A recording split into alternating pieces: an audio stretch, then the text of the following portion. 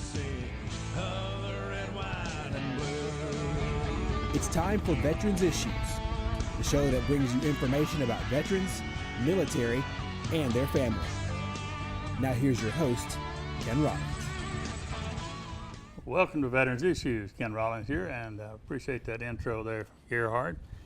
Today's guest is a dear friend. She's been on here before, but she's got a project we want to talk about that everybody needs to have one of these to write this information down. Get your pen, be right back.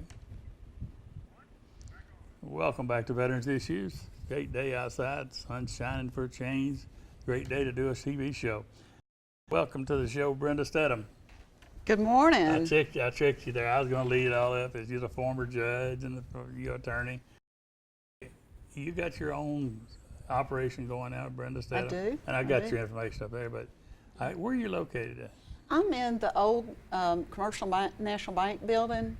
It's on the corner of 10th and Where the water Noble. department is? Yes. Okay. I'm on the first floor. And if you go in the back door, I'm the first door on the left. Wow. And so I really like it there. I bet you do. Yeah, you're right there. Like, we're all in good restaurants. And stuff right Absolutely. there. Yeah, I won't name them all, but they'll have to give us some commercial money. You've been on here. We talked about a lot of things. We talked about judge. We do the Veterans Court. Right. And we're going to talk about Out of the Shadows. It's Out of the Shadows Summit that's coming here to, where is Civic Center in Oxford? Yes. Okay. When did that happen? Friday. This Friday. You Yes, mean? sir. Yes, Okay, as we're taping, a couple of days down the road, right? All right. Yes, sir. Some people will be watching this show and it's already happening, so y'all missed it. I'm sorry. But that's all right. Sorry. It's Out of the Shadows. Just give the audience out, tell what it's about. It is a program that's designed to provide continuing education to professionals, but also to attract consumers of mental health treatment and their families. And we have a wide variety of speakers on a wide variety of subjects. This is our second annual Out of the Shadows Summit, and the main purpose is to try to remove the stigma from mental health illness and mental health treatment so that we can encourage people who have these problems and family members who have others that have these problems to come out and get treatment and get information and help them in dealing with this. And part of the reason I'm involved with this is because what I saw in the Veterans Court. I saw not only veterans who had problems, but their families had problems as a result of those. Yeah, well, I'm going to stop you there because when you said the word stigma, that is one of the, back in the early 80s, I talked to guys about PTSD. I ain't crazy, I ain't crazy. And I said, well, I didn't say you was crazy. Right. But, I show them how if you got a little motor and the wires don't connect all the time, like they're supposed to, you have a skipping and slippage and all that. But that is, to get that stigma out of there, and there's something else, I have to say it when I'm thinking about it, Sure. is the family of that person. Because I worked at the depot, I'd have people I put through an alcohol treatment program for 28 days. Right. They come out feel so good about themselves and just ready to go. And then the wife would say something like, we'd have had that new furniture if you hadn't drank it all up. You know where I'm going with this. I do. And we'd have had a new truck if you hadn't drank it all up. And then they just start the no support. But not just no support, but bringing them back into that. Right, negativity. So then now they got a reason in their mind. Well, she made me go back. Right. They're looking for a reason to slip back in. Right. Any kind of treatment for mental illness and addiction needs to involve the family. If it's a good program, they'll pull the family in and have them in meetings to discuss what treatment is necessary, what's suggested, and how they can help their family member maintain being sober or maintain their mental illness in a way that they can function. And that's really critical. It just doesn't work if you don't get the family on board and positively supporting that What about person. children, say teenagers that don't understand why daddy flies off the handle all the time, or why mama might be depressed a lot or whatever, Right. she just and yells at them the thing. Right. How do you involve them in it? Yes, Yeah, absolutely. We actually have two programs or 2 breakout sessions that will involve children. One of them is focused on young children and helping getting them into mental health consults if that's necessary, and getting them involved in their planning, treatment planning. And it will bring the whole family in. The other one has to do with grief. You know, you talk about a child or a teenager who has a parent who is addicted or who has serious mental illness. They have grief issues because of that. So we have a psychologist from JSU who's going to be talking on how to deal with that grief, how to help those children deal with those losses and those problems, and how to get them into treatment so that they can help the rest of the family, and so that they won't be so badly affected over the long term. Well, I've seen situations where kids would actually feel like they're to blame for the way Daddy does. Absolutely. They can take on that, and they've got themselves a burden now. That's right. And a reason to act out on it sometimes. That's right. Because the way Daddy acted, and they don't know that Daddy is, he's just seeing all them nightmares and things are coming back. Now they're real. Right, that's exactly right. We have to learn to talk to children about these problems. So as you said, a person comes back from Vietnam or Iraq or Afghanistan, and they wake up in the middle of the night screaming because they think they're in a battle with the Taliban or whatever.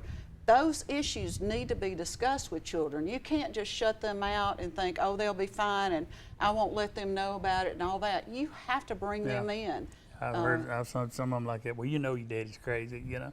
You've heard that. Right. That makes it even worse. Okay. It does. We need to talk about, before we get too far out there, because you and I ain't even looked at my papers, and it's 8 o'clock to 4:30, and that's Friday, That's right. May the 11th, That's right. at the Oxford Civic Center, and there's a charge for it. There is a $5 charge for family members and mental health patients.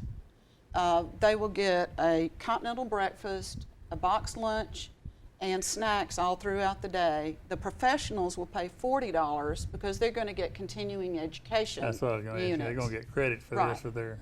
Right. And it works so beautifully to have all of these people together.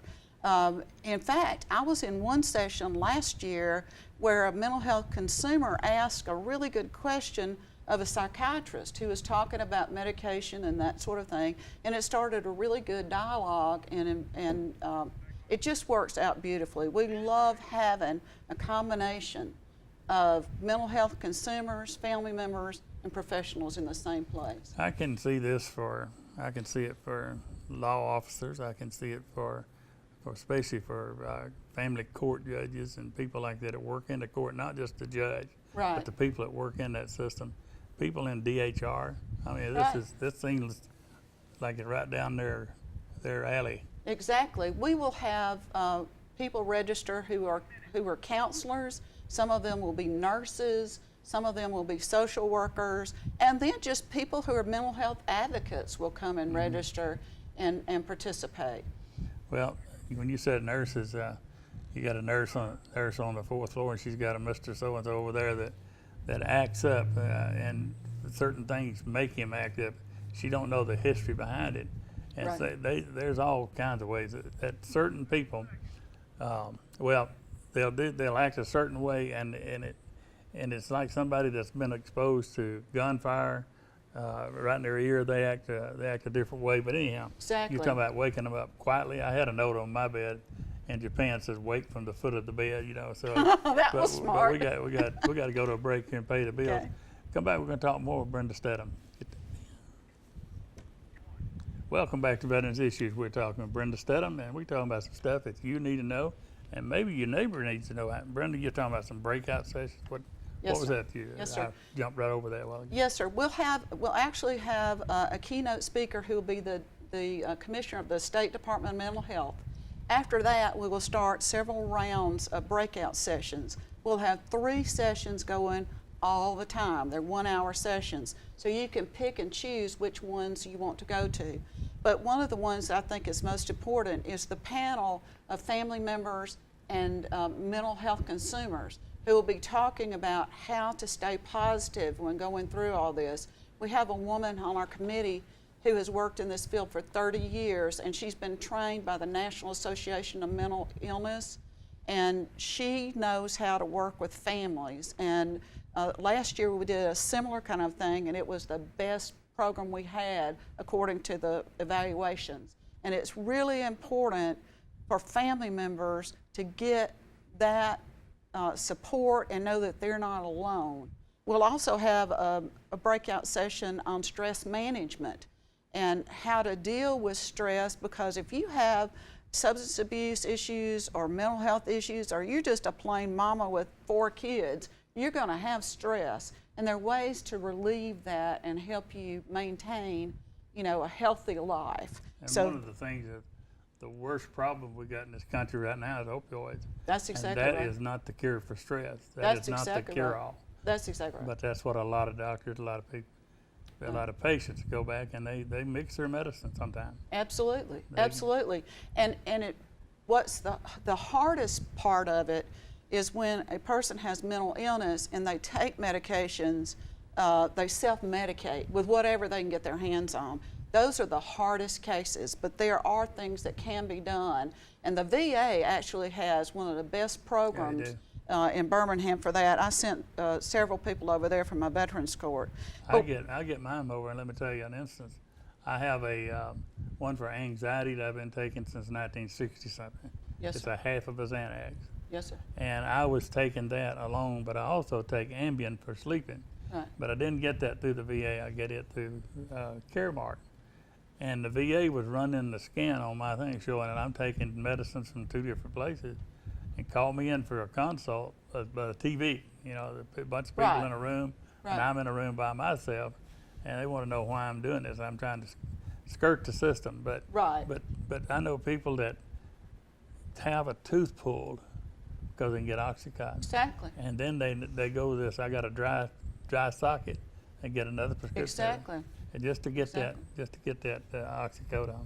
It's a major problem. A lot of people start off with the prescription drugs and then they go to street drugs. And we'll have one session on what the new street drugs are, how they affect people in general, and how they affect people with mental illness. So that's going to be another part of the self-awareness and the public awareness of what's going on. Well, to see the actions that people, I believe I could spot somebody that's on meth, Yes, sir. but they got some other types that I've seen on social media that just make people do flips and do amazing things that they couldn't do just as a meth addict. So, That's exactly right. And they kill brain cells yeah. when they use all those things, and they'll take things and they don't know what the effects are going to be, and it's a serious problem. I was over at Sonic here a while back, and in the car next door was a woman frailing her arm around it, and all in the car. She couldn't be still. She just all over that car.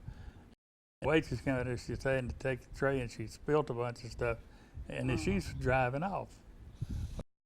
Police, they did catch him, Good. and they caught another guy that was in the passenger seat. He had him a pipe smoking it. He was while that was going on. So these people you're meeting on the road. Right, So I'm saying this right. And your teenage children are meeting them on the road. Yeah, Right. you had all these different the drug epidemics and mental health and recovery. Is this going to show people how to detect somebody that's on drugs? You know, look at them and just the things that give it away to help them Right. detect if somebody is abusing drugs. Yes, sir. The program on substance abuse and addiction will do that, and also the program on the new street drugs will do that. So we have experts who are doing this. We have a physician who's doing the substance abuse and addiction, and we have a local psychiatrist who's going to be talking about the street drugs. And that again, you was talking about the cost. If they want to bring their kids, can they do that? Are they a certain age? It will probably be better not to bring their Okay. children because of the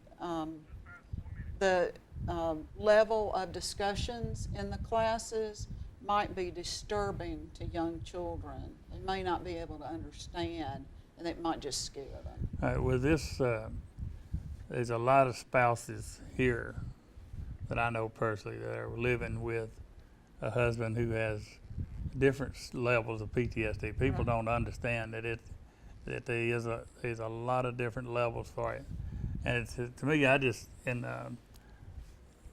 reminded, it's like the old guys, the drinkers. I had alcoholics in my family when I grew up, and somebody say, "Oh, that he's a fighter when he drinks," and the others say he's a lover when he drinks. You Exactly. heard that. There's something with drugs, different people react a different way. So the wife, the husband may be abusing, and she don't know it Right. because you don't see what that person taking in the car, or they got bottle of water out there. You Oh, can take yes, it. sir. Sometimes they have bottles of vodka. Yeah, and your husband is just lethargic, just lays around, don't want to go nowhere. Right. Might want to look at what's in this medicine cabinet. Yeah. Exactly, or in his pockets when Yeah. he takes a shower. Well, do y'all address that sometimes that you said people medicate themselves? I have been given medication that made me worse, and I had to take ownership of Right. that and go to my doctor and say, since I've been taking A, B, C, or D, I've been dizzy. I can't do this. So you've got to do that too. Exactly. But awareness is That's exactly right. And people who have those problems or get on a medication that makes them crazy or whatever, they need that family support. They need friends supporting them to help them. They might have said, "Ken, you're acting really, really angry today. It's not like you to do that. You may want to go talk to your doctor or whatever." But that's why it's so important to have families and mental health consumers in these programs. And we have another program on coping with emotions and losses, and that's going to be done by the chaplain at RMC. And he's going to start off by talking about the tornado and the impact that had on folks. And you can imagine what impact that had on veterans who already had problems. But he's also going to talk about the problems in life, the hardships and storms of life, and help them cope. So it's key to have families involved. Yeah, well, we got 1 minute left. I want to make sure we cover everything. Did I leave something off there that you need to? I don't think so. Okay. Well, the thing about is for the veterans' perspective, you had the veterans court, and when I said it, law enforcement officers could use this type of training. Right. When you stop somebody on the interstate and they come out and they're really belligerent, sometimes that is part of that PTSD lifestyle, Exactly. and it's not a mean person out there. It's just that he gets excited and anxiety, and that's allowed him if you can know how to deal with them. Right. And That's I don't exactly know. right. Last year we had a fellow who was in law enforcement, has been for several decades, and also had that training. And he When talked. a hand goes out, that means the hand's on the Sorry. run. Thank you I so appreciate you doing much. this, and I hope you have a big turnout down there for that Thanks. this Friday. And if I was going to be here, I'm going to be in New Orleans, so I can't do it. You're going to be having fun. I hope. We got to go to break. Come back. I got news that you can use. Welcome back to Veterans Issues. This is some news that you can use, and I want you to get that pen ready because the 18th of May at 11 a.m. in Centennial Memorial Park, we're going to unveil the two names of the law enforcement officers that was killed in the line of duty this year. Officer Earl from Huntsville and Officer Billa from Mobile. They will be here along with the governor, and Governor Ivey will be here with Steve Marshall, Attorney General, and a lot of other folks. That's at 11 o'clock on the 18th at the Centennial Memorial Park. And then on the 28th of May, we'll have the Memorial Day ceremony up there. For those of you that know him, Steve Chappell's going to come back up from Augusta and do some great music. We got Ryan Robertson, he's back from a long standoff. And Ryan has got so big, he's just been booked everywhere. You'll also, this year when you come up there, and you can go today if you'd like, the Firefighters Memorial, that all the firefighters that died in the line of duty in the state of Alabama, their names on that wall up there in Centennial Park. Hope you'll stop by and look at that and pay your respects to the names on there, because the name represents a family, a funeral, cousins, uncles, and whatever. But we're very proud to have all that up there. And talking to proud, I'm proud to have the Hyundai, Superior Hyundai, as our sponsor of the show. Mac Huckabee and all the group up there, George and all of them. Going to give you $500 off of if you bring your DD214 in, you'll get a $500 discount on a new Hyundai. But if you tell them you saw it on this show, Veterans Issues, then you'll get another $500. So I just gave you $1,000, and you're welcome. Go up there and get you a new car, and be sure and tell them you saw it here on Veterans Issues. And the VA hotline, that's when I say get to me in, because this is a hotline that has been established by President Trump and the White House, and this is for anything veteran. And it's 1-855-948-2311. And this number, 1-800-273-8255. When the voice comes on, press 1. That is for anyone that's homicidal, suicidal, or wanting to hurt themselves or hurt somebody else. That's the number to call. And the veteran don't have to call it. You can call it for the veteran. 1-800-273-8255, press 1. That's the number you need to have on your chair right there beside you, right there where you're sitting. I want to give you this website, and I want you to write it down because you're going to need it. It's called Wounded Warriors Alabama. One word, Wounded Warrior Alabama. And it's Wounded Warrior Alabama at gmail.com. That's the website. Phone number is 256-458-2715. A veteran out there in need of anything, power's been cut off, whatever, you give him a call. Talk to Bill Williams or Ross, send him that number, and they'll help you out. They're doing a great job. No longer can you take your DD214 or anything, your ID or anything, to the Lowe's and get a discount. You have to go on their website and register. And the way you do it is go on Lowe's.com/military, Lowe's.com/military. And once you've done that, when you go in there to get something, they'll ask you your phone number. You give them your phone number, and that's the same as passing the card. You don't even reach in your pocket, but it does work. If you, I need to talk to you about your choice card. It's a good deal.